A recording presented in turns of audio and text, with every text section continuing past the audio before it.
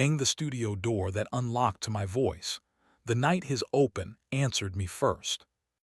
At 9:22 p.m., the studio door obeyed a name it wasn't supposed to know. Open, I said into the intercom, meaning it's me, meaning nothing liturgical. The lock clicked, and in my pocket my phone vibrated with a polite betrayal. Access granted to Leo's guest, voice match. Evan. We recorded our voices months ago for convenience. Convenience speaks the same language as trust until it doesn't.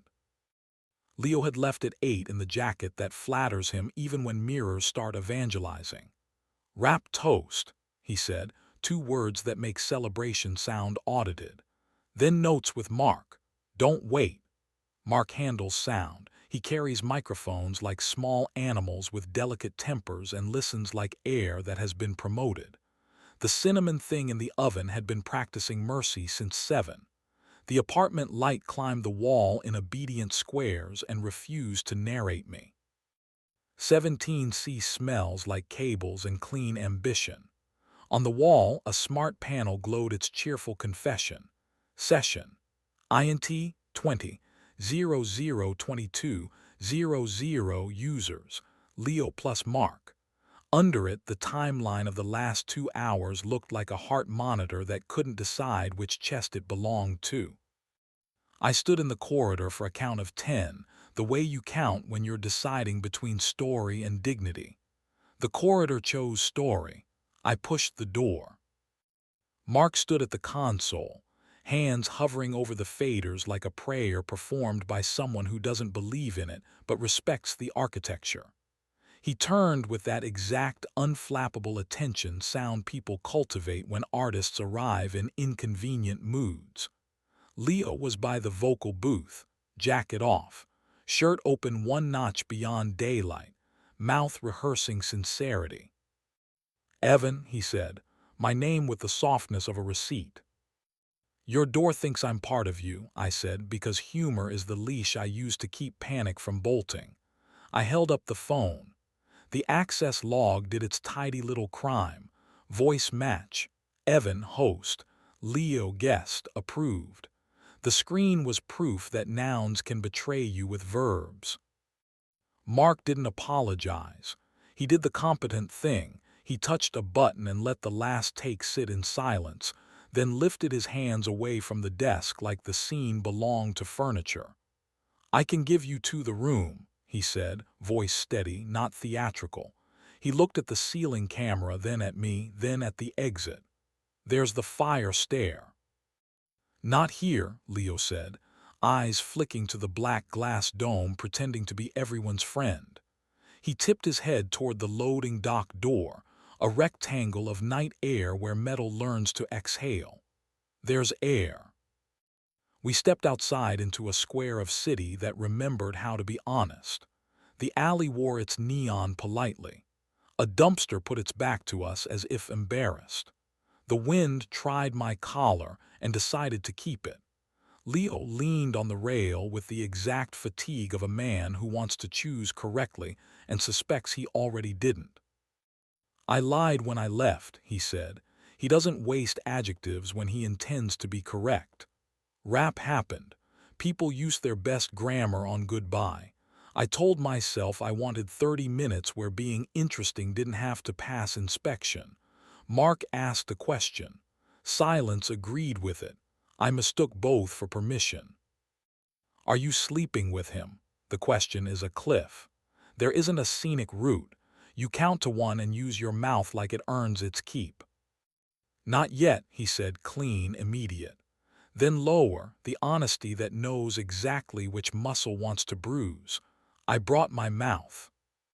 The streetlight made a grid over his throat like someone tattooed a map on skin that knows where to be. I stepped close because cold is the only sin I can fix without paperwork.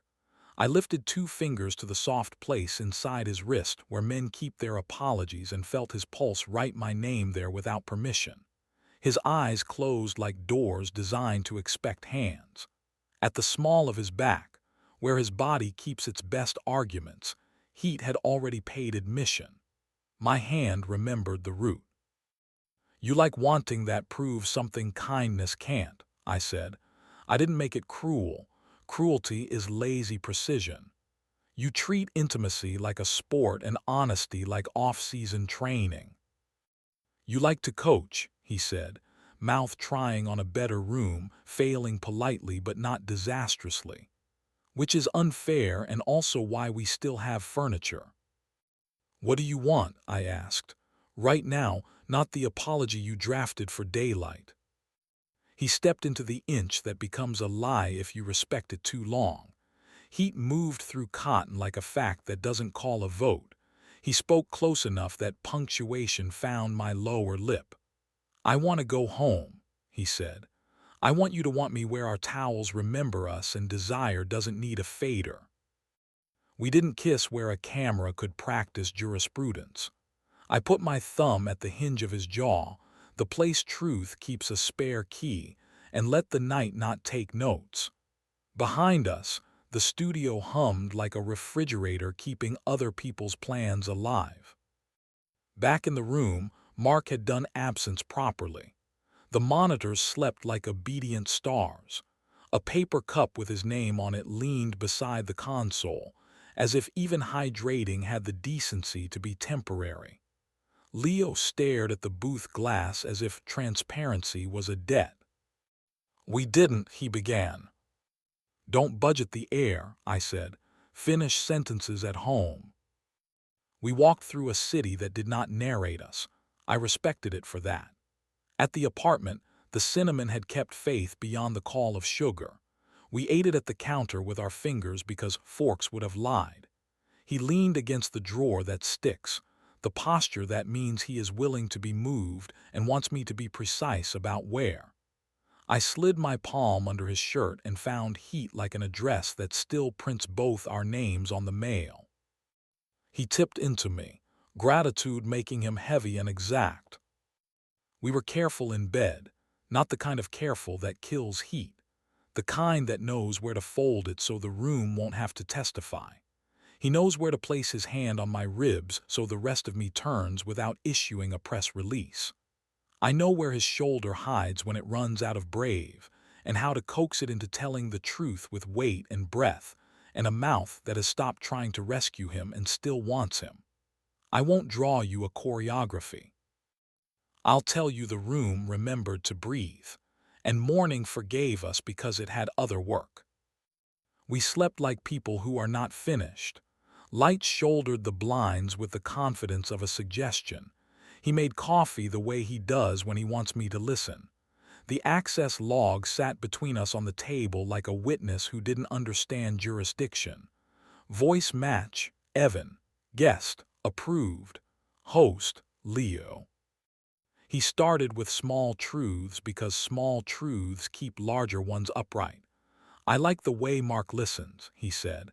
I like a room where silence counts as an instrument. He stared at the log as if numbers could be scolded into manners.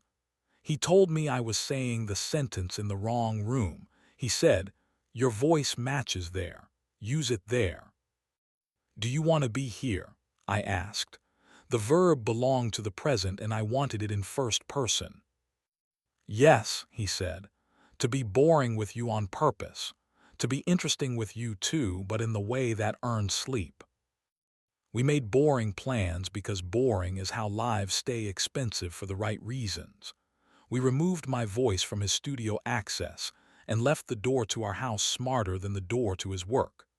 We set the intercom to require 2 words for anyone after 8 p.m., a ridiculous password we'd never say in anger.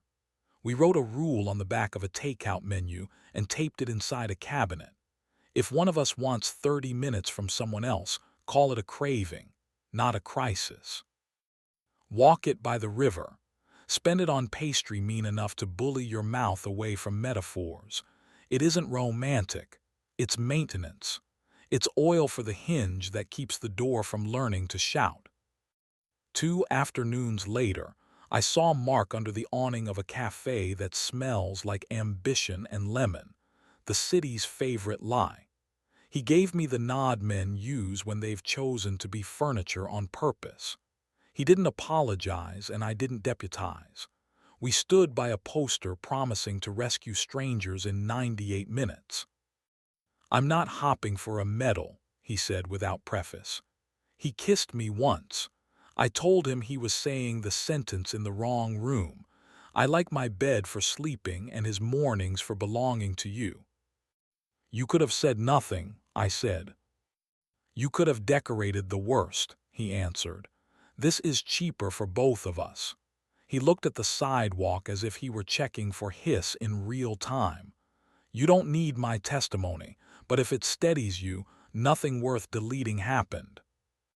"It steadies," I said, and discovered it did. Not absolution, just a floor. We did not become friends. We became men with a shared interest in someone else's better decision. There are worse treaties. A week later at 9:22 again, as if the hour had applied for tenure, the studio app pinged and asked if I wanted to revisit Last Access. Across the table, Leo laughed. The small real one that moves furniture took the phone and pressed Never Suggest again. Then he came around the table and set his palm where my back keeps its heat and held it like punctuation that understands paragraphs. On certain nights when the city forgets to be clever, his mouth finds mine with the urgency thunderstorms claim and the patience laundry requires. We stay just on the lawful side of the line because good heat doesn't need choreography to be true. When it's done with us, when we are done with it, he rests his hand at the small of my back like a bookmark that has always known the right page. Sometimes the app still sends smug summaries. "Sessions this week, 0 after 8 p.m., I don't trust them. I trust the square of light at 4 when it climbs our wall like an idea that finally put on shoes. I trust the bowl that catches our phones like obedient coins. I trust his hand finding my ribs without asking a room to approve it. And if a door ever again unlocks to my voice where it shouldn't, I believe we know what we'll do. Find air, choose kissing over theater, walk home with my palm resting on the part of him that knows the address, and keep teaching this door, gentle, stubborn, local, to open from the inside." 2 footnotes, because lives adore encores. First, I changed his contact from Leo to Leo, home. Hyphens don't do miracles, they perform administrative grace. When my hand forgets itself at 3:17, the dash persuades it to put the phone down and reach for a person. Second, I kept the screenshot, the one that says voice match, Evan in cheerful sans serif. Not to punish us, to mark the hinge where the night swung. A tidy rectangle proving that architecture will always try to be biography, and that two men, if they're stubborn, can insist on writing their names where the light knows them.